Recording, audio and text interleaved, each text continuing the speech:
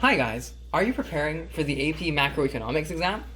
Well, you might know that the Phillips curve is one of the more challenging topics on the exam. So, what is the Phillips curve? The Phillips curve is a curve which models inflation and unemployment. And so conventionally we have inflation on the vertical axis and unemployment on the horizontal axis.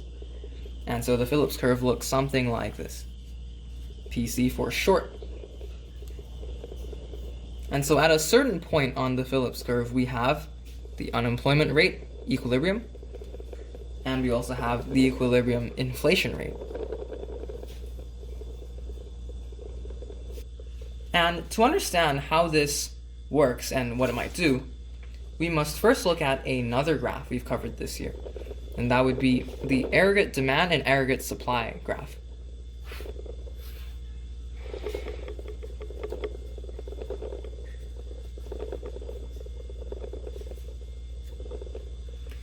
And we see here that there is price level and there is gross domestic product, and these you can see have some kind of relation to the Phillips curve's axes, right?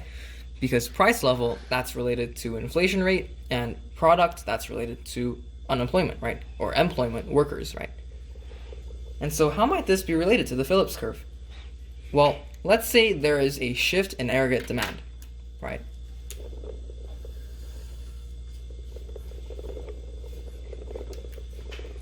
How might this translate on the Phillips curve? Well, an increase in aggregate demand, that means a higher price level being a higher inflation rate. And aggregate demand, that's the same thing as economic growth, right? Economic growth means less unemployment. Less unemployment, that means on the Phillips curve we have a decrease in unemployment, an increase in inflation rate, and thus a movement along the Phillips curve. Something like that.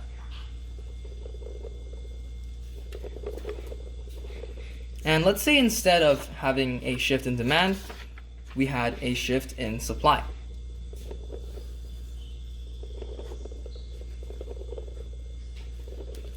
For a shift in aggregate supply, or short run aggregate supply, then we would have an increase in price level, just the same. That would be more inflation. But we would also have a decrease in product.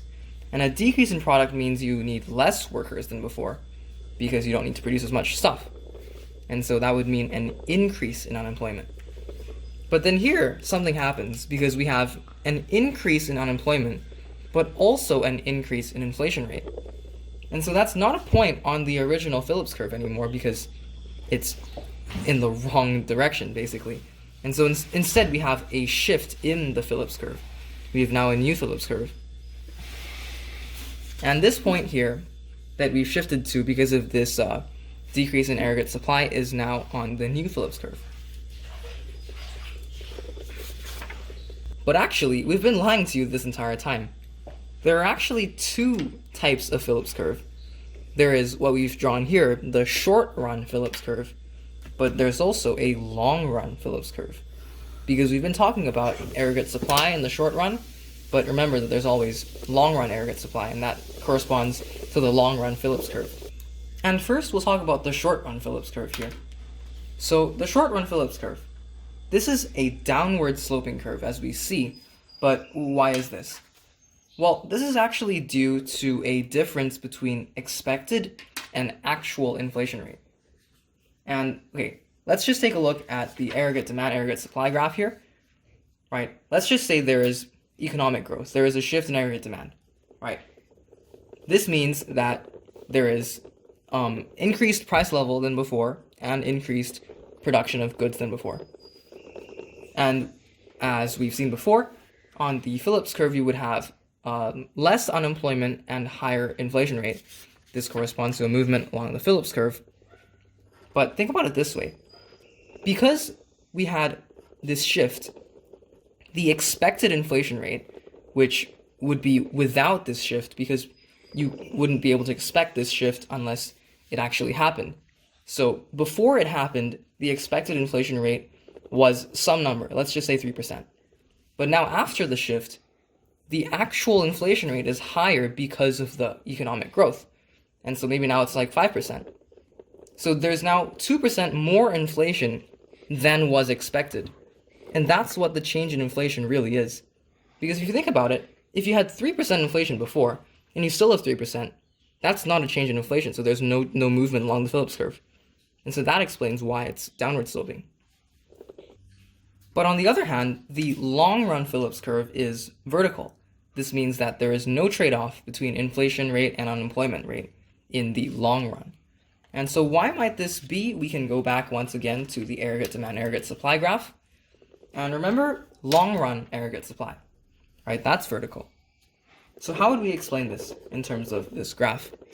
Well, from the example before, we have economic growth. That's an aggregate demand increase. But as we've learned, in the long run, the aggregate demand increase is counteracted by a decrease in aggregate supply. And this brings the equilibrium here back to long-run equilibrium GDP. And if you think about it this way, the same applies to the Phillips curve. Because whenever you have a movement along the Phillips curve, in the long run, the change in aggregate supply will always counteract it. So in this case, we have a movement upwards along the Phillips curve. That's an increase in aggregate demand. And as we've seen in our previous example, with a decrease in aggregate supply, the Phillips curve shifts rightward. So in this case, our Phillips curve here would shift rightward at the new inflation, at the new point on the Phillips curve, and we would be once again on the long-run Phillips curve, just as the long-run aggregate supply is always maintained. And so what does this long-run Phillips curve represent? Well, it doesn't show anything about inflation because it's vertical, but notice that there is a point of unemployment rate on the long-run Phillips curve. And this is known as the natural rate of unemployment, because this is the rate of unemployment that an economy reaches when it's at full unemployment, which is when it is not undergoing any short-run shifts, but it is utilizing all of its resources. So, now that we've learned a few things about the Phillips curve, let's take a look at some practice questions. So let's see here, question 10. Consider the diagram above. In the short run, stagflation will move the economy from point B to. And this is a Phillips curve, inflation versus unemployment. So I'll give you guys a few seconds to do this question yourself.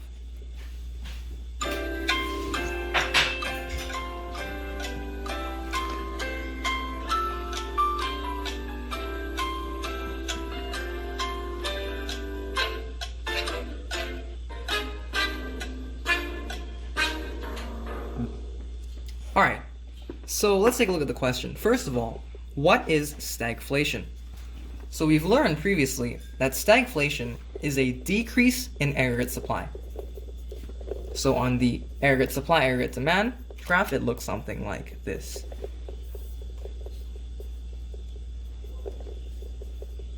And so we can see from this graph that this decrease causes an increase in price level, but a decrease in products produced. And so how does this translate to the Phillips curve? Well, on the Phillips curve, this increase in price level means an increase in inflation, but this decrease in real GDP means an increase in unemployment, because less goods produced means less employment. And so this would cause a shift of the short-run Phillips curve up and to the right, and so the point would be D, the new point.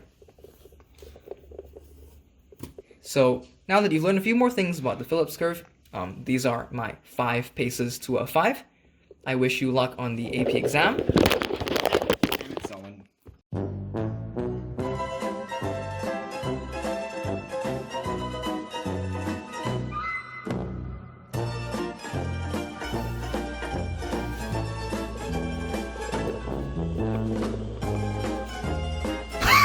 Why are you like this?